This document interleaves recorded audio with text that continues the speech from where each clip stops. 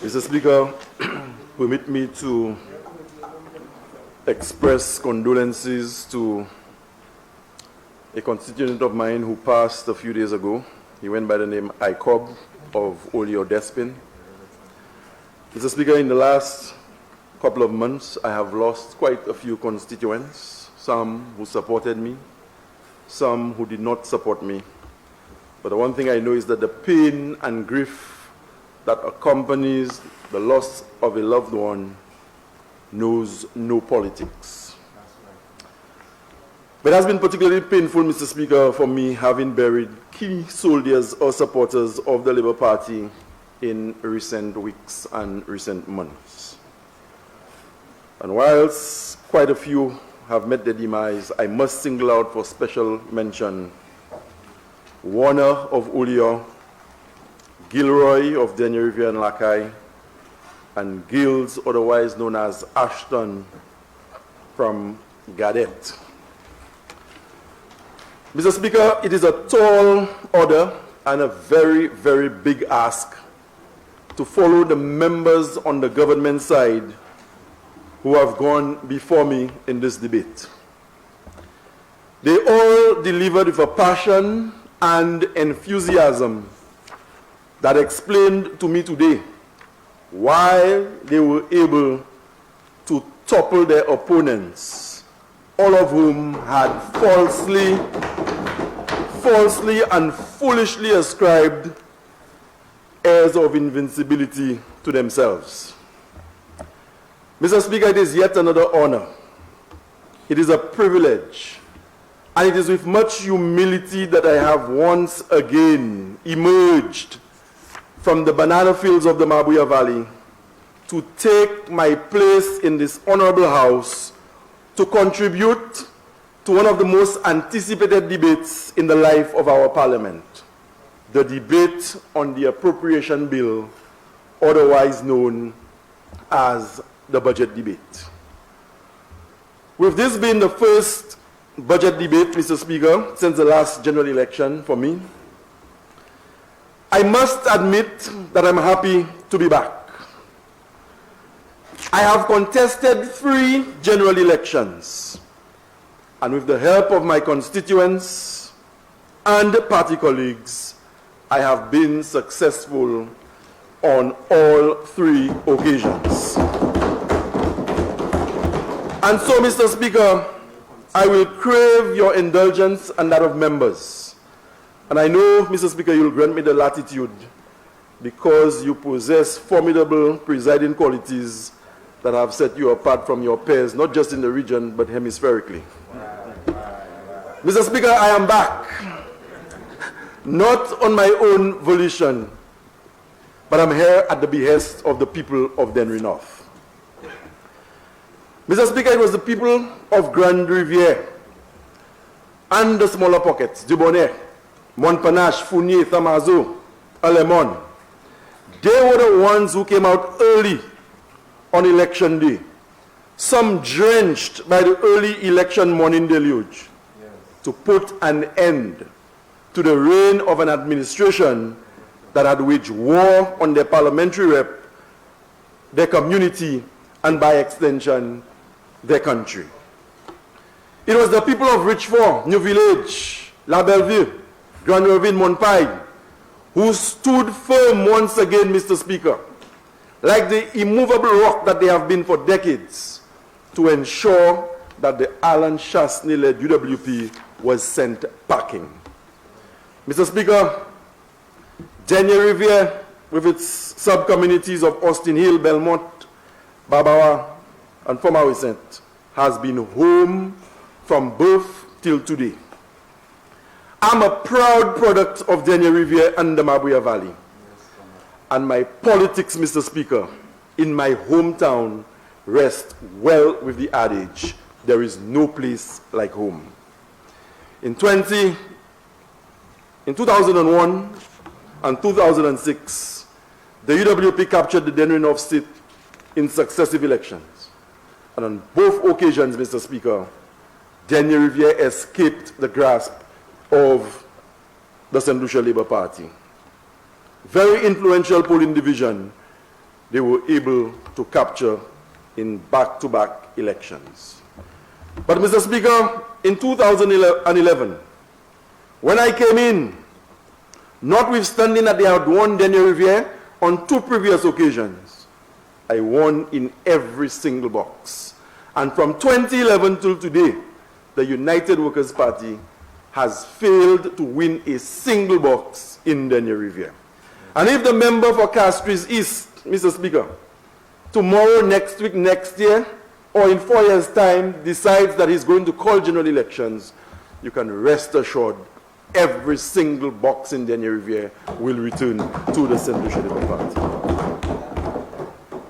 In polling division 4, Mr. Speaker, Garnet Larissos Lapel, where the United Workers' Party has always done well, we did not win the division. And notwithstanding the candidate who contested against me this time around was from that polling division, the St. Lucia Labour Party recorded its highest number of votes ever in that particular polling division. And Mr. Speaker, I remember on election day, a bus driver giving his mid-morning update to a small crowd in Gardet said in Creole, Ferraka lead past sets of vote. And you should have seen the celebration that it sparked, Mr. Speaker. Espoir mal papai. And so, Mr. Speaker, we move to polling division 5, and final polling division in Denry North, Oleon. In 2011, Mr. Speaker, the St. Lucia Labour Party trailed in Oleon by 28 votes in a contest between Shawn Edward and Andy Daniel. In 2016, in a contest between Shawn Edward and Jimmy Henry, the St. Lucia Labour Party trailed by 8 votes. Mr. Speaker, in 2021, in a contest between Shawn Edward and Angelina Polius, the UWP fortress fell. For the first time since adult suffrage, the St. Lucia Labour Party won in Oleon polling division 5. And Mr. Speaker, notwithstanding that I've won my seat on 3 different occasions, it is the Prime Minister who determines the composition of his cabinet. And it does not matter how many votes you won by, or how many times you've won the seat, Mr. Speaker, you are in the cabinet at the behest of the Prime Minister. And so today I must thank the member for Castries East and Prime Minister, firstly for including me in his cabinet, and secondly for entrusting me with ministerial portfolios that are pivotal in the broad scheme of national development. Mr. Speaker, I stood in this honorable house roughly a year and a few months ago.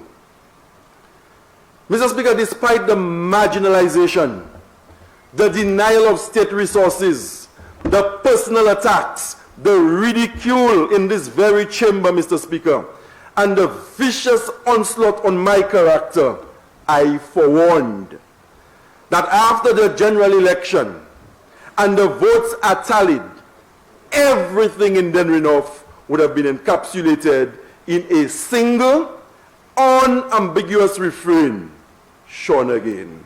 And today, Mr. Speaker, I stand here, having been sent by the people of Denry North after my 3rd election. AP, that's it. Mr. Speaker, the last election campaign was easily the nastiest. It was vile. It was disgusting. The onslaught on my character was lethal. The residual effects of which you can still find on social media, Mr. Speaker. The diatribe is still there on Facebook for those who have the time and the courage, Mr. Speaker, to even revisit it a whole year after we've had general elections. You should have seen grown men and women, Mr. Speaker, took turns night after night after night with one objective: to break me and my team. Mr. Speaker, there's one who has made a pretty good contribution to community development. He could not resist the temptation to descend into the gutter to try and score points for his party in an attempt to win the general election. But Mr. Speaker, all the tapes have been downloaded, and I'm sure in due time, history will have use for them. Mr. Speaker, I want to respond to a few things that were said by the member for Choiseul. He said that he has coined, or he refers to this budget as a budget Marty. And just to make sure that everybody in here, Mr. Speaker, every single one, can understand what he means by budget Marty or Marty budget, he's saying that the contents of this budget put together, this budget is a lie. Mr. Speaker, it is not this budget presented by the member for Castries East that promised that 4,000 young St. Lucians would have been gaining employment on cruise ships. It wasn't this budget that presented here today, Mr. Speaker, that promised this House and by extension the people of St. Lucia that we were going to export bananas to France. It wasn't this budget and it wasn't in this presentation that the people of St. Lucia were told that in 1 year they would have seen the construction of 5, 6, and 7 hotels. It wasn't this budget presentation that spoke to building a new St. Lucia at a time when opposition parliamentarians were being starved of state resources. It wasn't in this budget presentation, Mr. Speaker, we were told that St. Lucia would have gotten $2 billion worth of investment in 1 year. So what is he talking about when he wants to refer to the budget as budget Marty? Mr. Speaker, he challenged whether we were putting the people first. We were not the ones, Mr. Speaker, who stopped St. Jude's Hospital while a few feet away, night and day, different work crews were working, Mr. Speaker, to prepare a facility for horses. They were not putting people first. And Mr. Speaker, today he assumed the posture of being an advocate and spokesman for the Rasta man. Mr. Speaker, I have sat on the opposition bench, and there are times it can be pretty difficult and even lonely.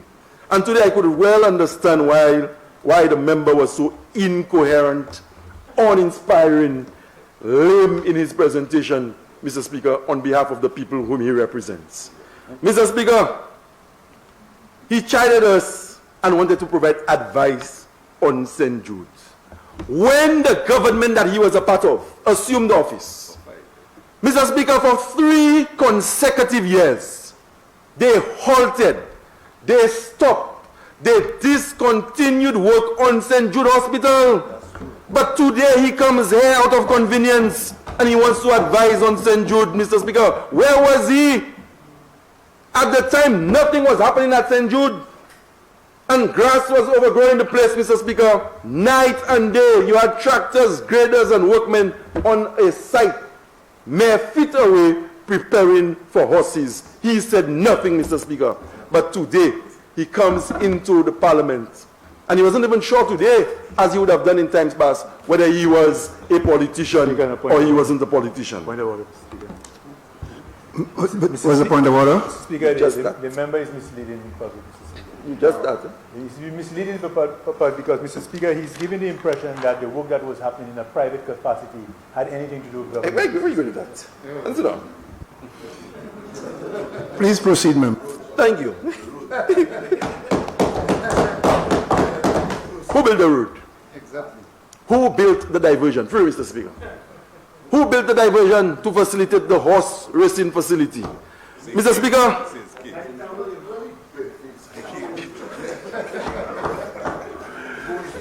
Mr. Speaker, the House, and by extension the people of St. Lucia, at home and in the diaspora, were treated on Tuesday evening to a suite of policies, Mr. Speaker, that put people first. We were presented with a budget, Mr. Speaker, that is suited for the times. A budget that is people-centered. A budget that inspires hope and confidence at a time when the country badly needs it. Mr. Speaker, on Tuesday night, we witnessed yet another demonstration of the qualities of a man who is experienced, who's understanding of the issues as they prevail in this country today. It was a presentation by a Prime Minister who puts people first. A Prime Minister who understands the plight of ordinary people. A caring Prime Minister and a compassionate Prime Minister. A Prime Minister who will never, irrespective, Mr. Speaker, of how irate he might be about the situation, he will never refer to the people of St. Lucia as jackasses. A Prime Minister who respects the masses. A Prime Minister who can identify with his people.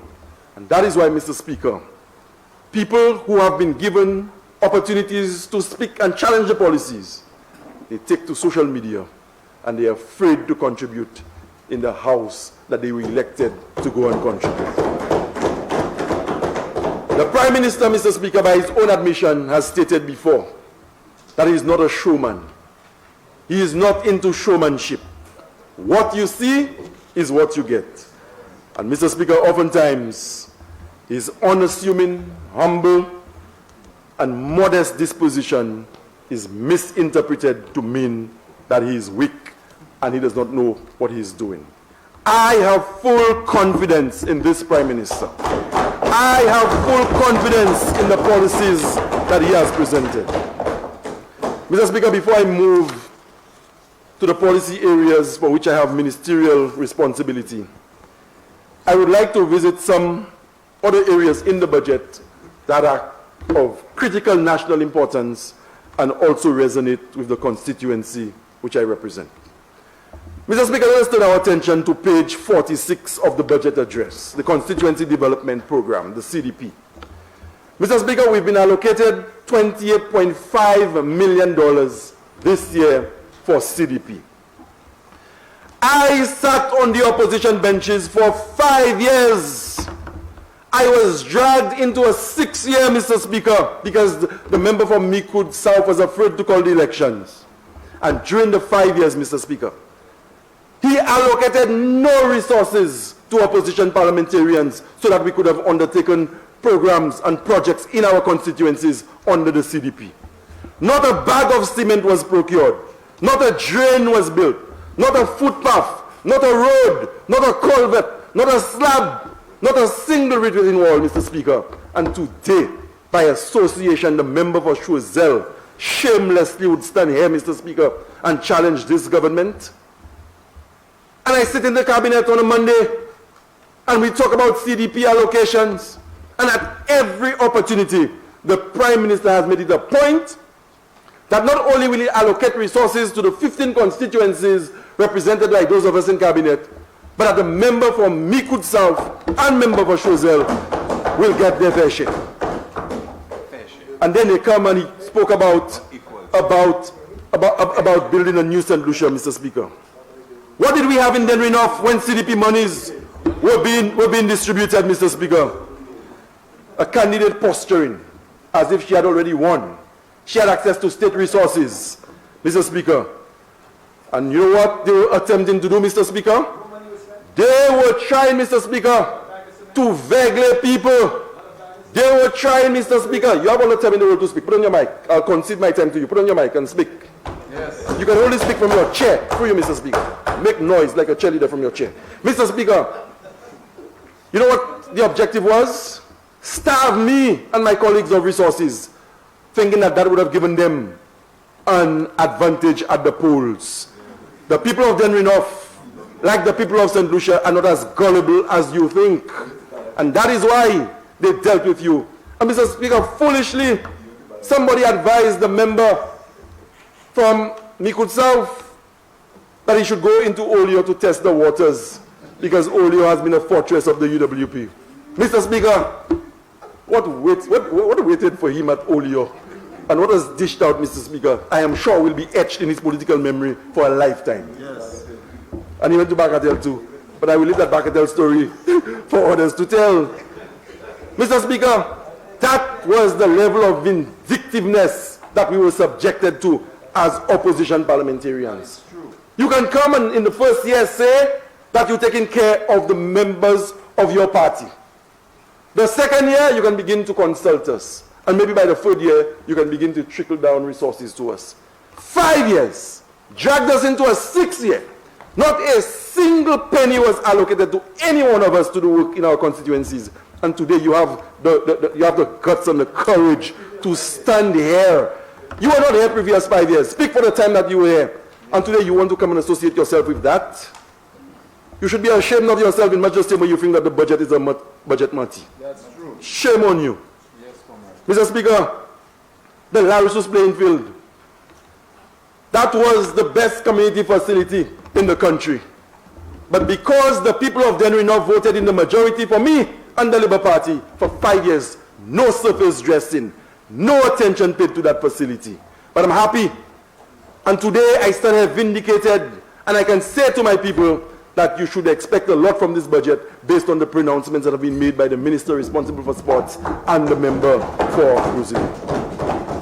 Nowhere else in St. Lucia can you get a stronger pulse for sports in this country, Mr. Speaker, than at the Larissus playing field when we are in our element. But they tried to cut that out. Don't give anything to Shawn Edward in Denrinoff, and that will give them an advantage. That is what they thought, Mr. Speaker. But I can say today, Mr. Speaker, I will need your protection from the former Prime Minister and member for Vieux-Fort South, because he's reminding me that Vieux-Fort defeated the Mabuya Valley in the final of a soccer match, Mr. Speaker, and not a competition. But, Mr. Speaker, I am hopeful and I am confident that we are going to deliver to the people of St. Lucia. On page 41, the Prime Minister spoke about bananas.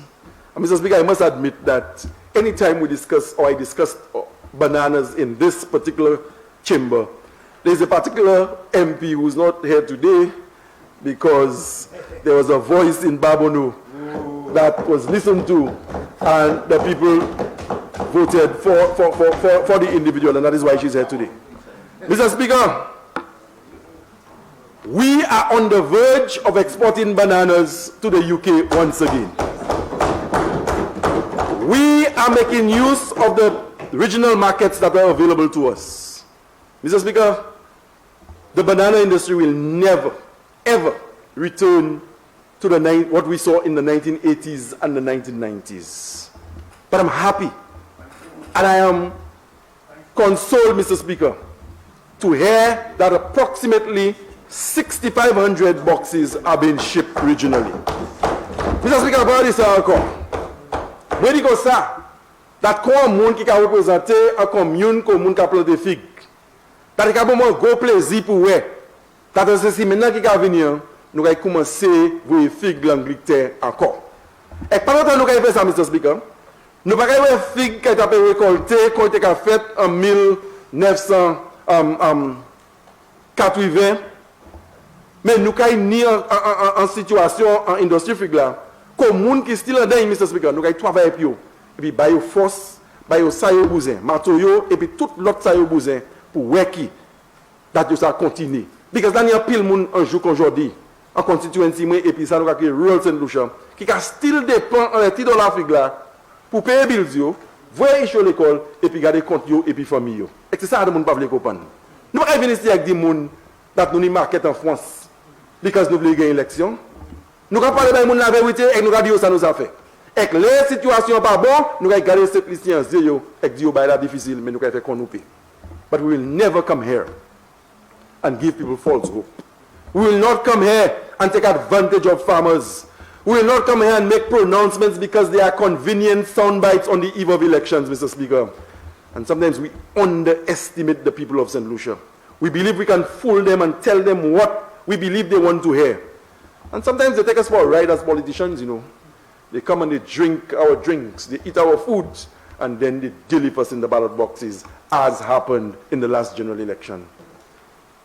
Mr. Speaker, and so today I want to take the opportunity to say to the farmers of the constituency of Denrinoff, I want to say to Soslin, Jean, who's probably somewhere in the US, Herman, Auguste, René, Laurent, and Selma, all of them, Mr. Speaker, that nous pas qu'à mener figue vie cointé. But nous allons travailler pour eux, tout soulagement, qu'on va éclater en affaires, qu'on va continuer à planter figues. And what about Windfresh? What about Windfresh? I was hoping that the member for Choiseul who has been given responsibility to speak on everything, would have spoken about bananas and Windfresh, but he stayed clear of that because we know what happened to Windfresh under the watch of the United Workers' Party. It disappeared. It dispowered. How about you? Mr. Speaker, the Prime Minister also spoke on health care. And today, I have been given the permission by the Honorable Prime Minister and member for Castries East to say to you, Mr. Speaker, to tell this Honorable House and to communicate to the people of Denry North that the Larissus Health Center will be reinstated. Fire destroyed the Larissus Health Center. When the UWP came into government in 2016, in the budget, there was money for the reinstatement of the Larissus Health Center. It took the money out, Mr. Speaker. Yo tiye ça pour piger moins. Et si yo pas fait health center, moun kay di Shawn pas fait rien, et kay vote ba yo, c'est ça yo kwe. But today, I am saying to my people that your health center will be reinstated. And at a subsequent meeting of this House, Mr. Speaker, we will get more details. And I'm sure my colleague from Viewfort North, Minister responsible for health, will have more to say. I came into this House on several occasions. I came in the budget.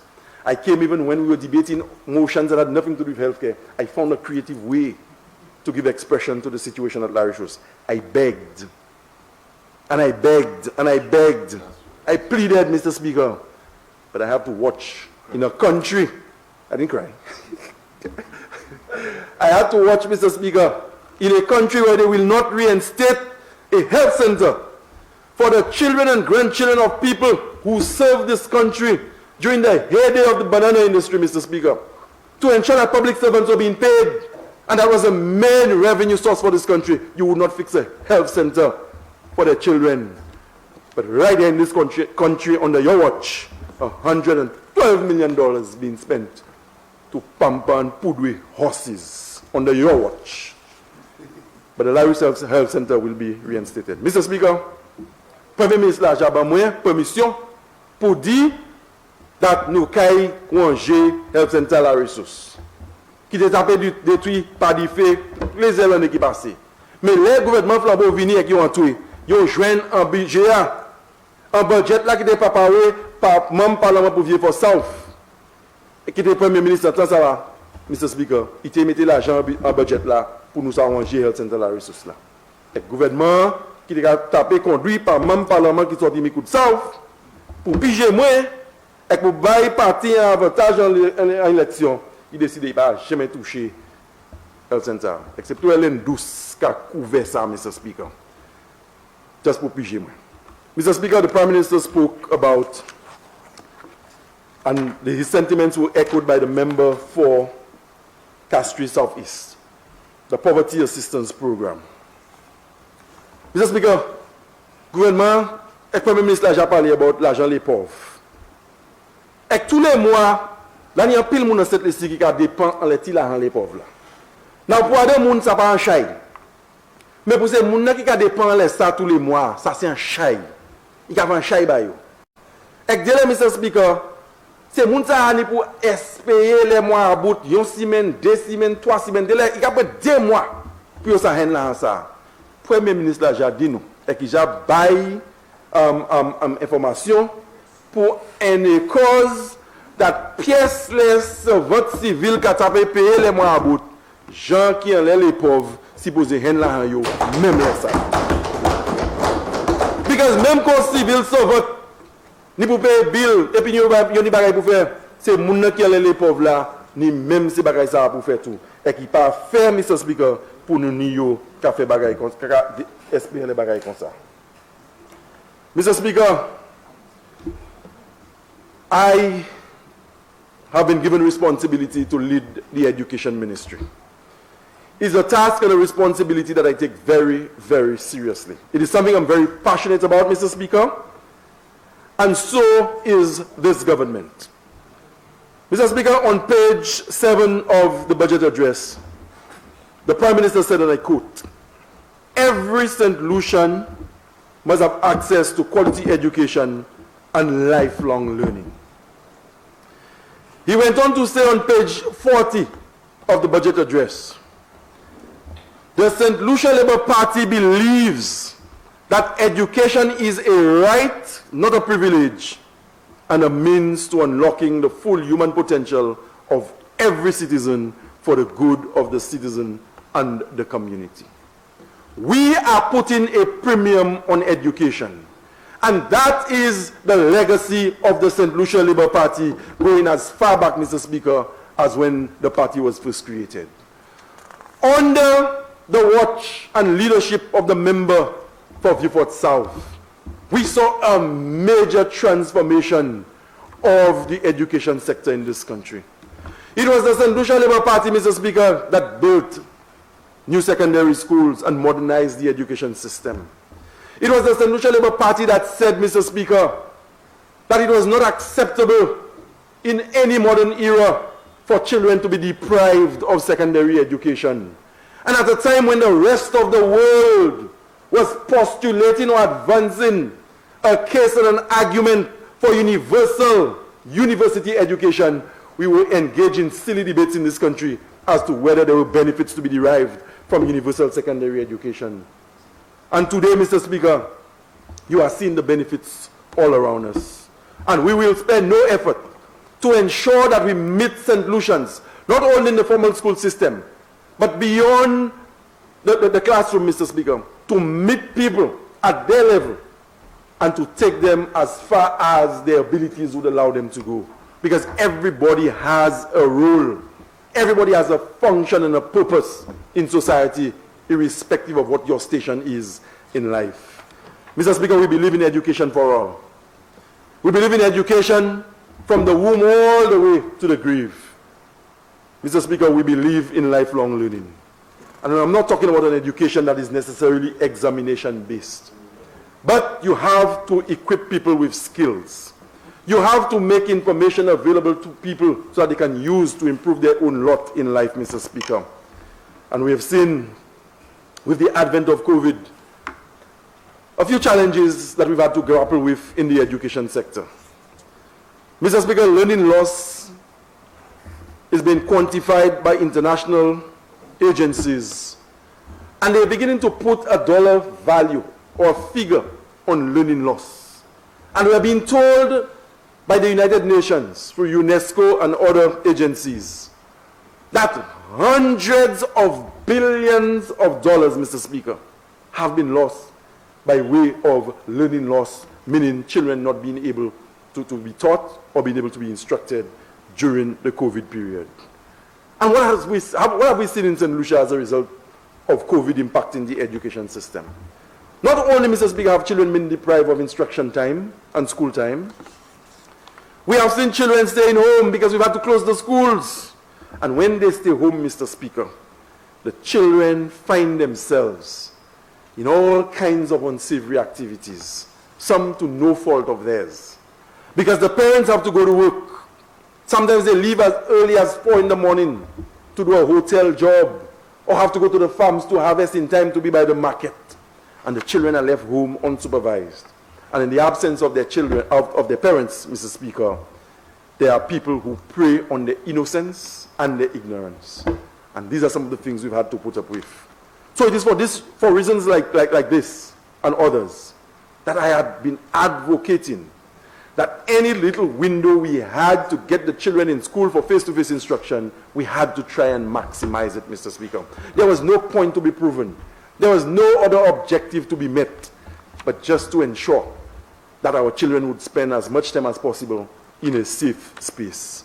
And so, Mr. Speaker, as we moved, trying to manage during the COVID period, Mr. Speaker, we made successes. The situation could have been better, but there were small victories that we registered. But we didn't do it alone.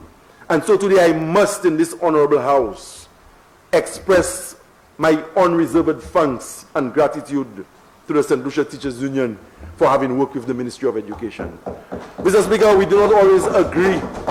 We do not always agree on every proposal that is on the table.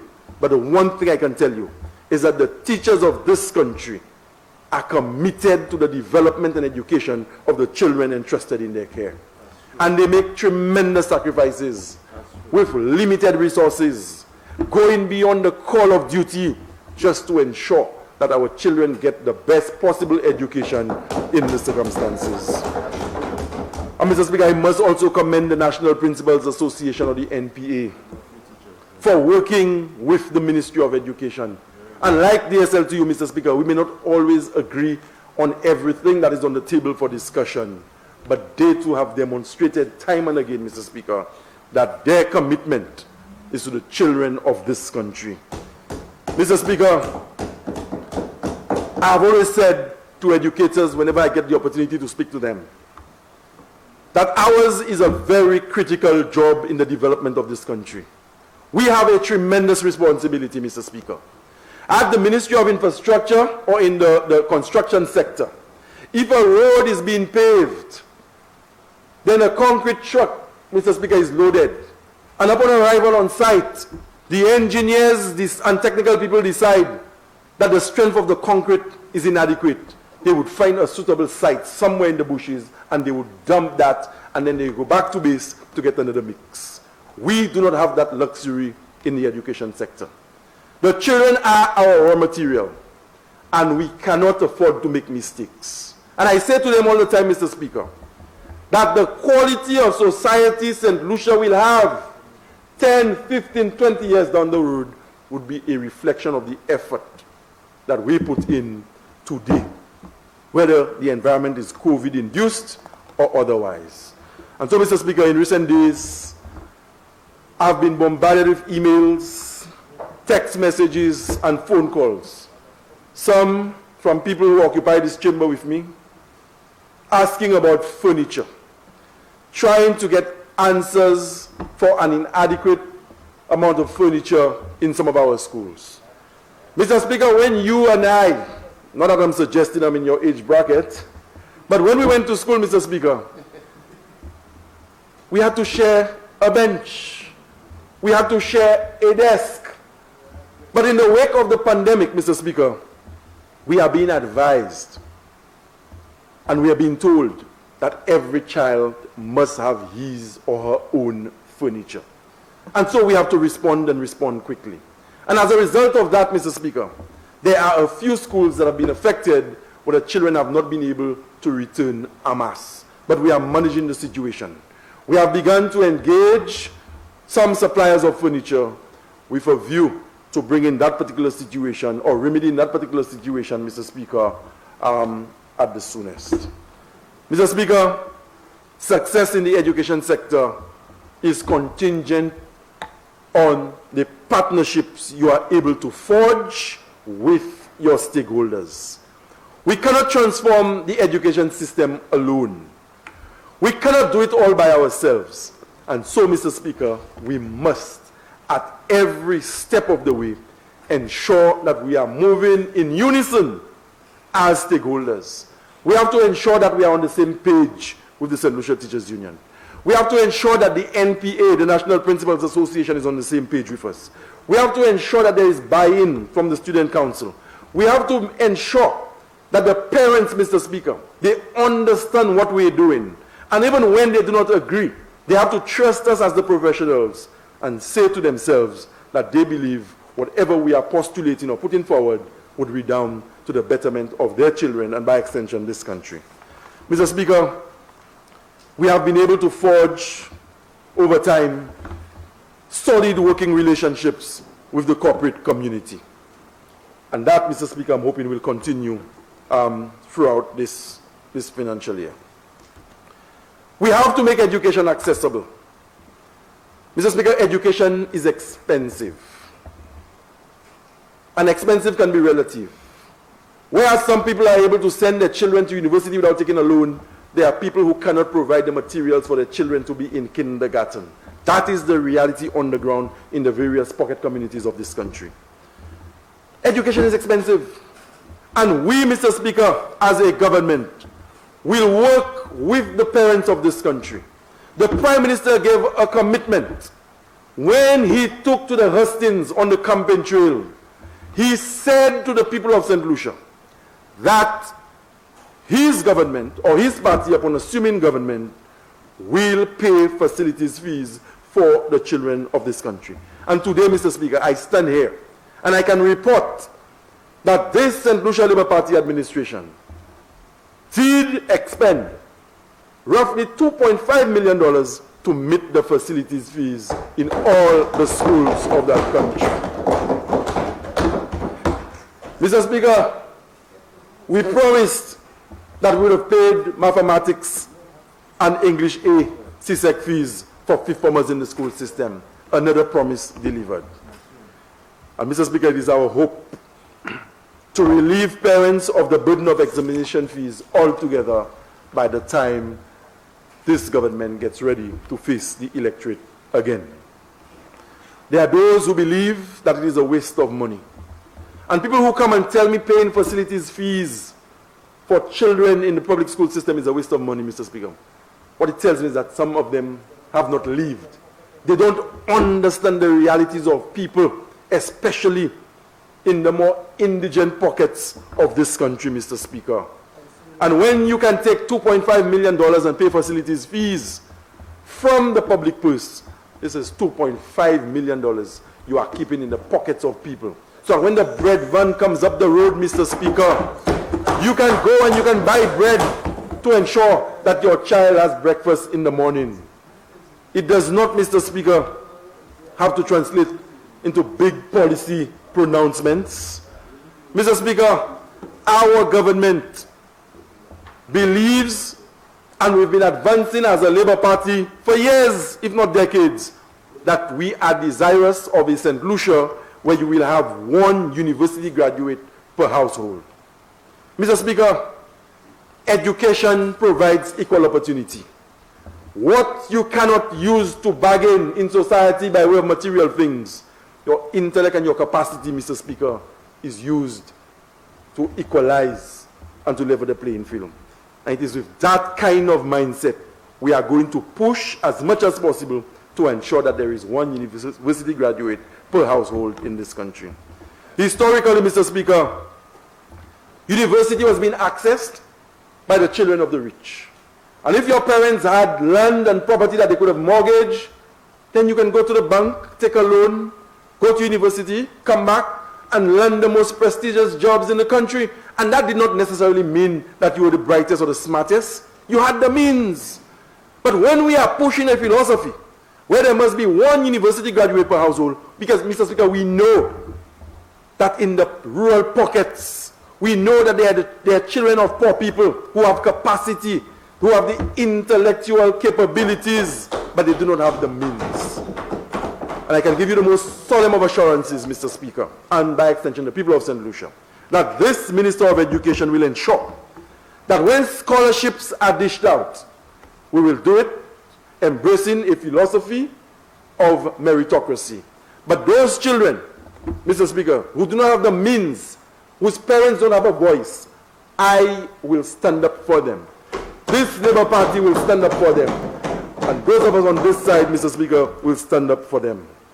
And so I must thank the government and people of Taiwan, Cuba, Hungary, the British government, Morocco, and so many others who continue to make scholarships available to the children of St. Lucia. Mr. Speaker, we are planning to embark on a series of trips to the United States, the United Kingdom, and elsewhere in search of opportunities for St. Lucians who want to pursue higher education. We have started discussions with the various consulates and embassies, Mr. Speaker. We have charged them with the responsibility, in part, to begin the discussion with universities and colleges that are willing to work with us. We are not leaving that up to the young St. Lucian, Mr. Speaker, to send correspondents all over the world to see what they can get. We are trying to simplify the process as far as accessing higher education is concerned. Through the South Louis Community College Gateways program, Mr. Speaker, we have been able to secure scores of places at French institutions for young St. Lucians who otherwise would not have been able to access higher education. And I must at this juncture take the opportunity to thank the college administration, the board, the principal and staff for the tremendous work that they are doing in accentuating and putting a value on higher education for young St. Lucians. But Mr. Speaker, it is not enough to just be rolling out programs at the college. You have an accreditation issue that you must deal with.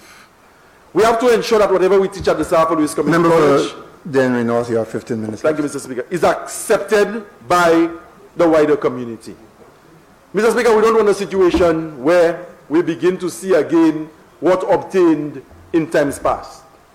You leave St. Lucia and you go to the US or the UK and you present your certificate as a graduate of the South Louis Community College, and they tell you this is not acceptable here, you have to start all over again. The South Louis Community College, Mr. Speaker, has made tremendous strides in recent times, and they continue to make strides. And this government will give the college administration and leadership all the support that it needs to continue, Mr. Speaker, to assist our young people in fulfillment of their dreams and the careers that they want to pursue. COVID has impacted the college in a very adverse way, Mr. Speaker. And we are seeing, because of online learning, that a number of young St. Lucians have not been able to cope, Mr. Speaker. And that has proven to be worrisome. Quite a few have dropped out, and we are devising a program or system to work with the various parliamentary representatives and community-based organizations to identify those who would have dropped out, Mr. Speaker, to rope them in and ensure that they continue along that educational journey. Mr. Speaker, ICT in education is a big thing for us. We are continuing in much the same way we started the one laptop per child program. When the program started, Mr. Speaker, the initial disbursement or distribution started with third formers, sorry, Mr. Speaker. And there was a reason for that, given the quantum that we had at our disposal at the time. But the intention of the St. Lucia Labour Party government was always to ensure that every child in the secondary school when it started would have had a laptop computer. They came in, and the good thing about politics in our times, Mr. Speaker, is that you can stand on your feet and deny certain things, but it's on YouTube, it's on Facebook, and to the best of my recollection, it was at a boulevard meeting where the former education minister said to St. Lucians, and not just the audience she had before her, as to whether she had gotten carried away and that the statement was unfortunate. That's for a different show. But we cannot deny that she said to the people of St. Lucia that making smart devices available to the children was a waste of time. That is what she said. But when, Mr. Speaker, Mr. Speaker, That's true. when we came with the laptop program, we always said that it was not enough to give children devices. Right. That is why, you can put on a mic today, not put on a point of order. That is why we embarked on an island-wide Wi-Fi program. That's right. So that the GINet, under a member for Viewfort South, working at the time with the Sustainable Development Minister, James Fletcher, Mr. Speaker, they embarked on an island-wide Wi-Fi program so that the children who didn't have internet at their homes would have been able to connect, to do research, and to use their computers effectively. They stopped it, and then they asked us, but Mr. Speaker, I'm happy to report that the one laptop per child program has been reinstated. And this year, Mr. Speaker, we will be distributing in excess of 10,000 devices in the school system. Tablets and laptops. Mr. Speaker, we're getting 2,800 tablets with the help of the OECS. We are getting 2,100 tablets from the Public Sector Modernization Project. We are getting 2,100 Chromebooks, laptops from the Public Sector Modernization Project. And Mr. Speaker, the government of St. Lucia will be purchasing from a supplier. Well, we have already purchased, and we're just awaiting the arrival of 3,800 laptops to be distributed in this country. Mr. Speaker, children from each of the 17 constituencies will be receiving. Children whose parents support the United Workers' Party will be receiving. Children whose parents support the St. Lucia Labour Party will be receiving. Children whose parents have no affiliation to the politics will be receiving. We are not discriminating. We're doing it for the children of St. Lucia. So when I hear the member for Choiseul trying to derail the project, Mr. Speaker, and I feel sorry sometimes for the member for Choiseul, because you get the impression that, Mr. Speaker, he's not even doing that on his own volition. He's part of a group, and somebody has given him something and asked him to go and say that. And they're sitting at their home, Mr. Speaker. Some of them will never be here again. And he comes and he says it, not realizing that he's even causing people with no ill will to question his motive. How can you come here and stand up and try and speak against the laptop program? How can you come here and try and defend? I know you take the bait. Member for Choiseul. Mr. Speaker, the member is misleading. I have never spoken against the laptop program. I did not speak against the laptop program, Mr. Speaker. Okay, so the member needs to withdraw that. He's misleading the House. Member for Dennery North, my own recollection was that the Labour Party was claiming 12,000 when in fact it came from you. Is that what you said, member? That's what I recall you saying. So, Mr. Speaker, I'm moving on.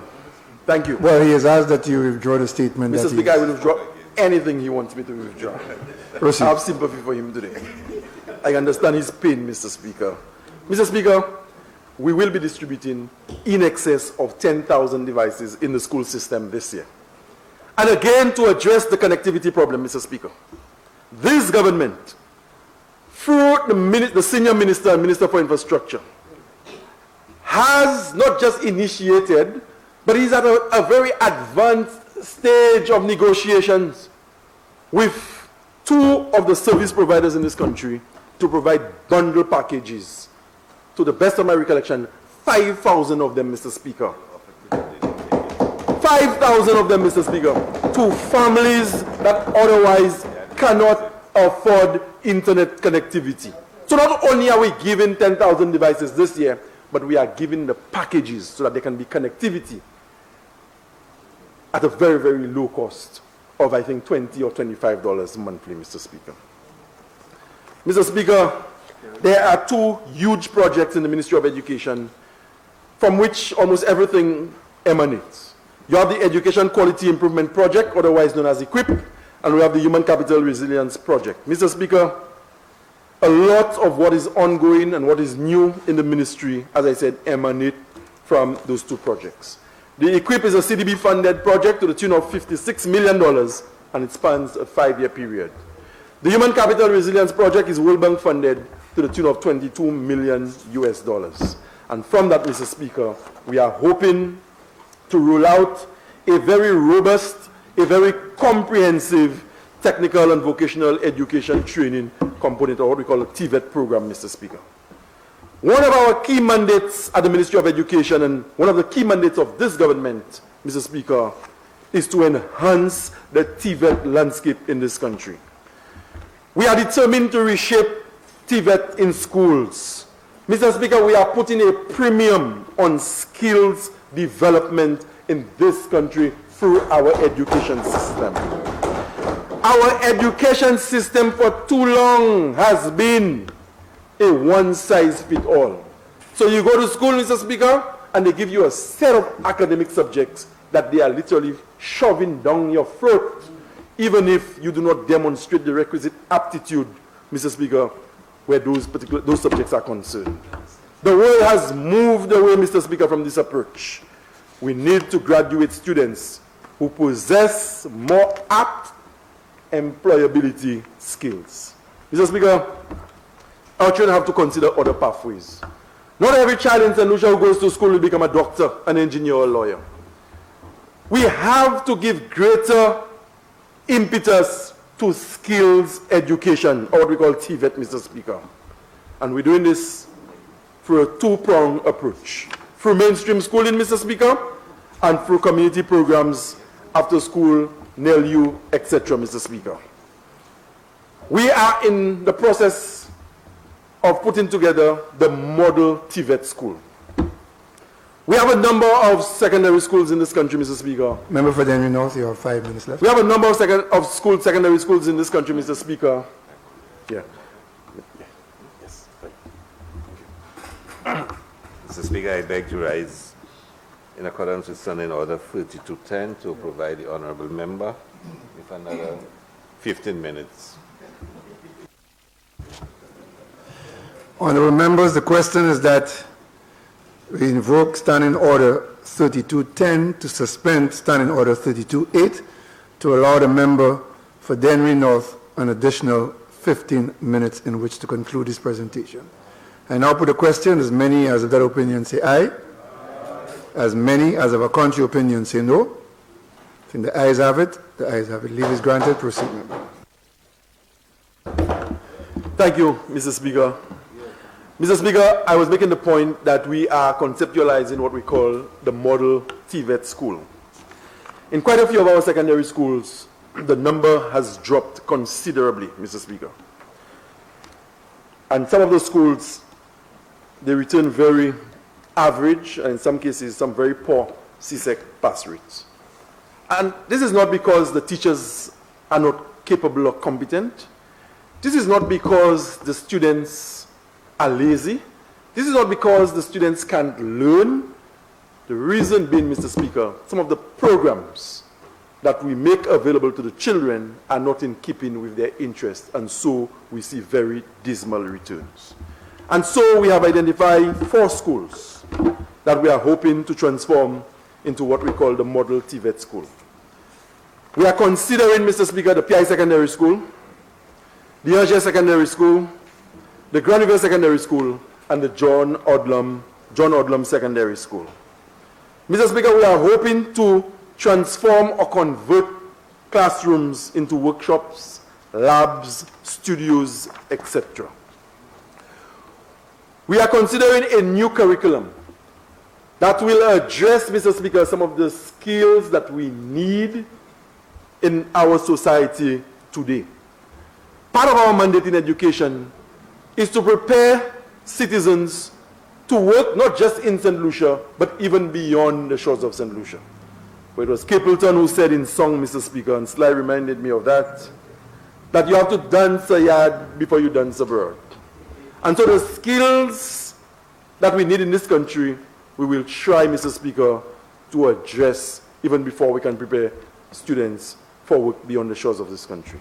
And so we consider apiculture, where children or the students who go to those schools, Mr. Speaker, can begin to engage the whole idea of honey production.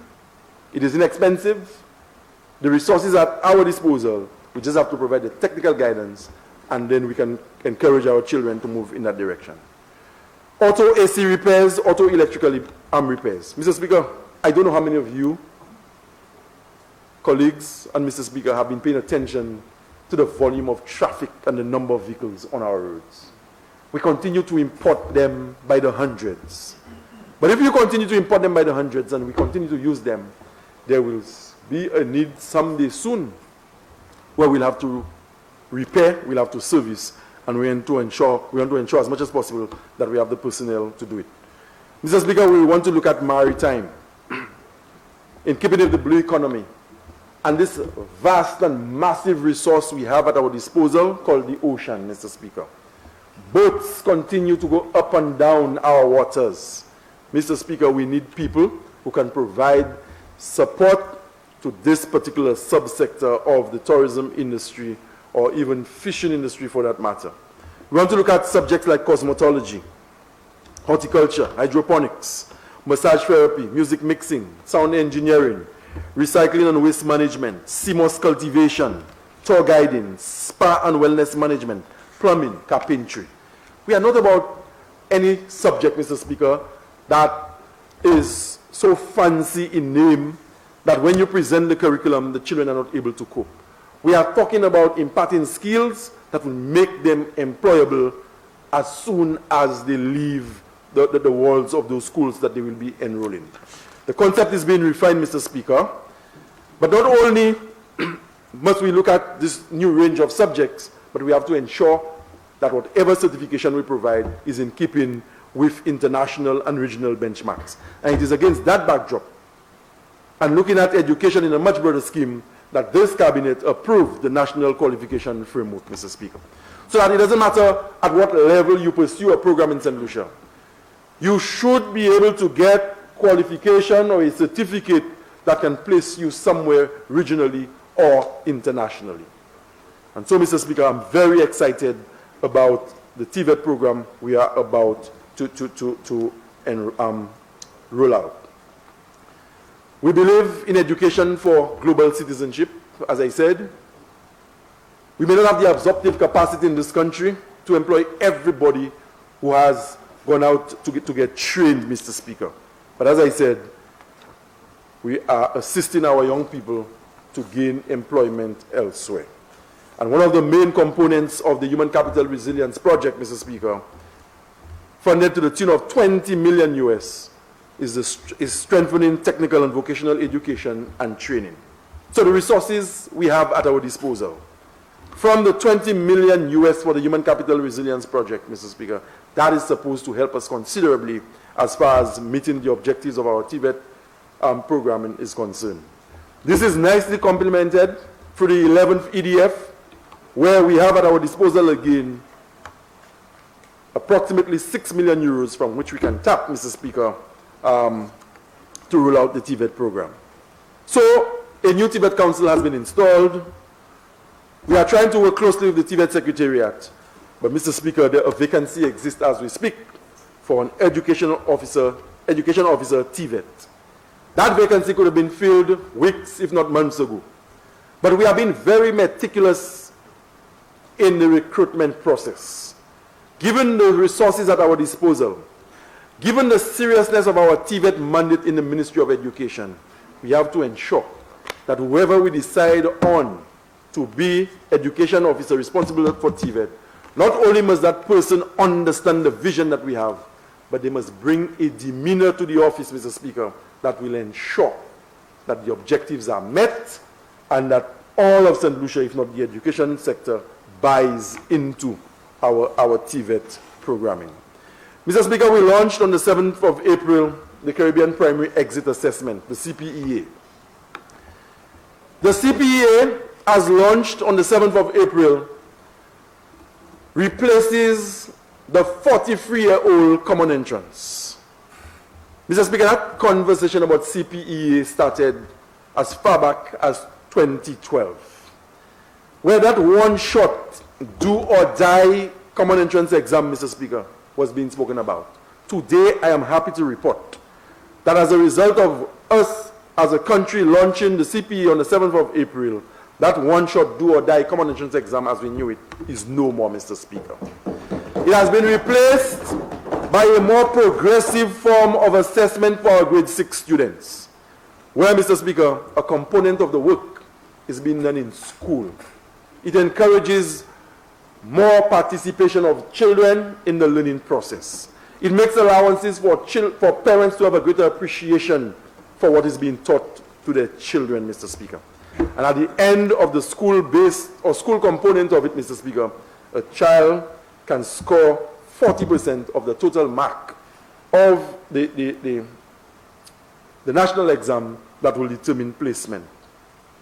Mr. Speaker, I believe this was a bold move, and it was also a very progressive move. Mr. Speaker, in early childhood education,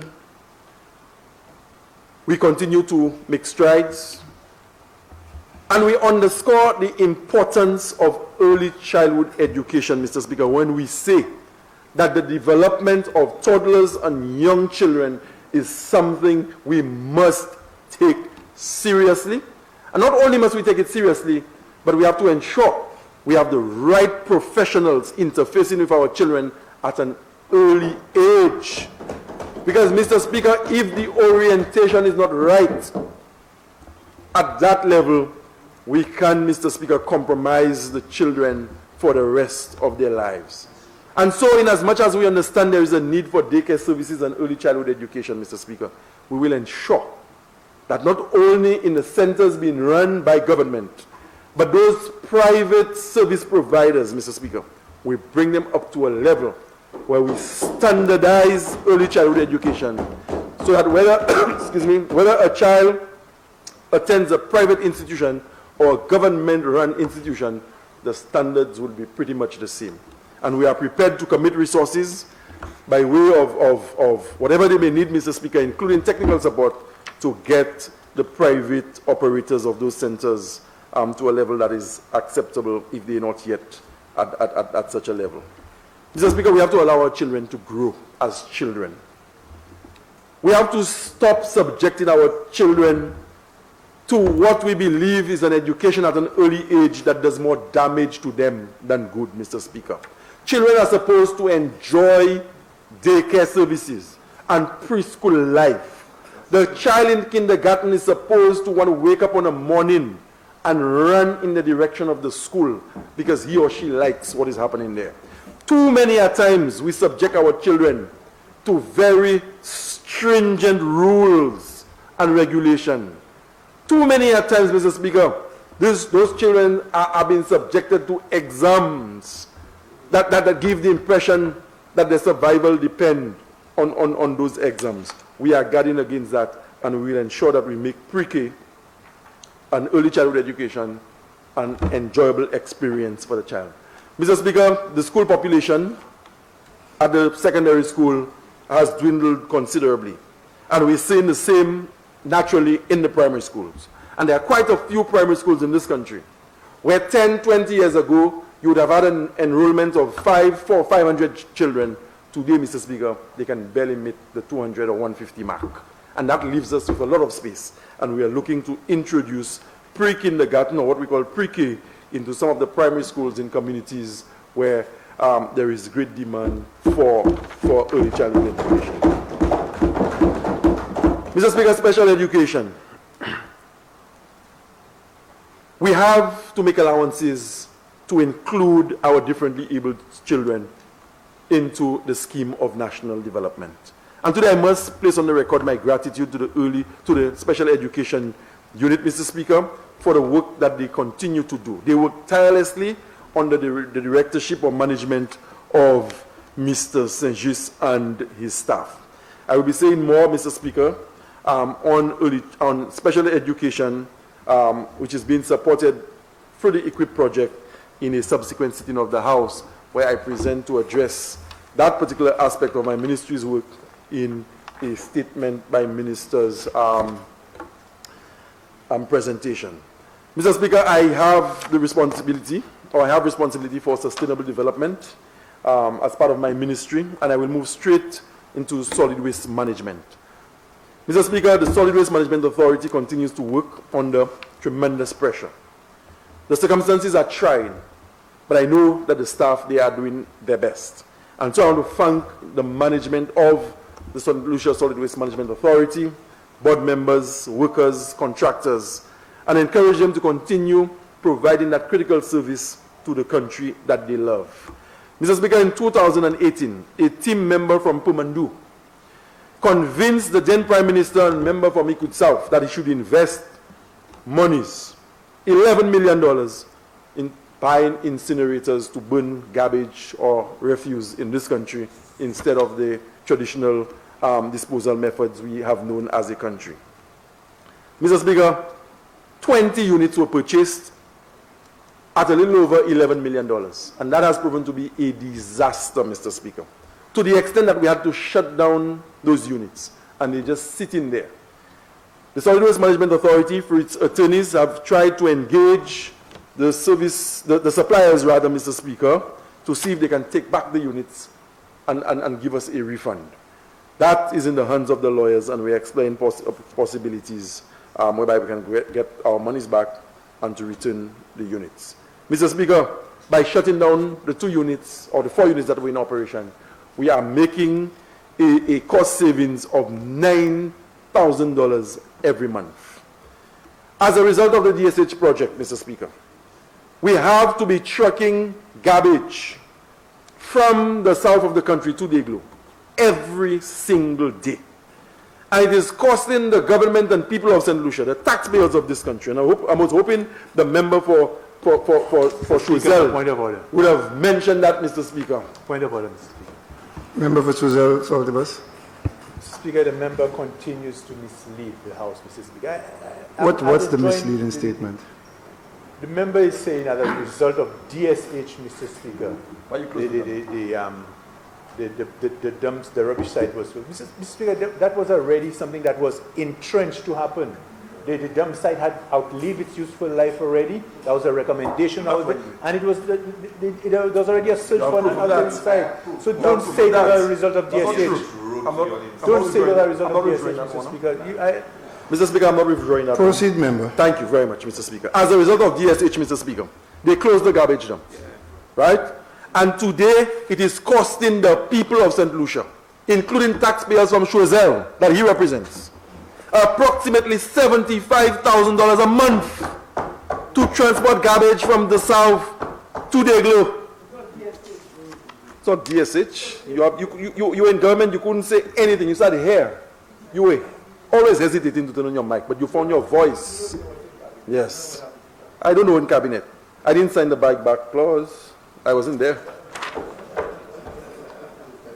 Mr. Speaker. But you have 4 minutes left. Climate change, Mr. Speaker, the biggest issue confronting us as a small island developing state. The IPCC report, IPCC, Intergovernment Panel on Climate Change. Every year they put out a report and they tell us the extent to which climate change is going to impact us as a people, as a nation, Mr. Speaker. The continued rise in the global temperature, Mr. Speaker, has serious consequences for small island developing states like St. Lucia. The melting of the ice cap continue to result in sea level rises, Mr. Speaker, and it is making coastal communities very vulnerable. We are seeing as a result of climate change and increased temperatures, Mr. Speaker, more ferocious hurricanes and weather systems forming and unleashing on regions of the world like ours. The National Hurricane Center in Florida, they are predicting some very, very strong hurricanes may come our way, and they are saying, Mr. Speaker, it is all linked to climate change and the extent to which mankind as a whole have inflicted damage on the natural environment that we need for our own survival and sustenance. Mr. Speaker, I notice my time is up, but I must say that notwithstanding the international or the more developed countries have all accepted responsibility for the amount of greenhouse gases they emit into the atmosphere that contribute to the global temperature rise and the consequences for small island states like ours, Mr. Speaker, they come out every year and they pledge hundreds of millions of dollars that are supposed to be accessed by developing countries or seeds to roll out adaptation programs as a result of climate change. But, Mr. Speaker, the amount of bureaucracy that you have as a small island state to put up with to access funding to help you mitigate against the effects and impacts of climate change, Mr. Speaker, is not only frustrating, but sometimes you are inclined to believe that there is a deliberate ploy, Mr. Speaker, to affect small islands and our ambitions, as it were. Mr. Speaker, I want to thank the people of Dennery North, my support team, my mother, my family, my neighbors. I want to thank the Prime Minister and my colleagues in the Cabinet and in the Parliament. I want to thank the staff of the Ministry of Education, the staff of the Department of Sustainable Development. Mr. Speaker, I want to thank the staff of the various statutory entities that are under my watch, the St. Lucia Solid Waste Management Authority, the NSDC, Southern Louis Community College, and the Piton Management Area. I want to thank the boards, Mr. Speaker, of those statutory agencies for having worked with me throughout the last 9 months. I'm excited about what we can achieve together. And I am sure, Mr. Speaker, as they have thus far, the people of St. Lucia will continue to be vindicated by their decision and choice on the 26th of July when they voted for Philip J. Pierre and the St. Lucia Labour Party. Mr. Speaker, I am committed to serving my constituency. I am committed to serving this country. And Mr. Speaker, I support this bill. I commend the Prime Minister for its presentation and the contents of the bill itself, and so I give my unequivocal support to the Appropriation Bill 2022-2023. Thank you very much, Mr. Speaker. This is my contribution to the debate on the Appropriation Bill.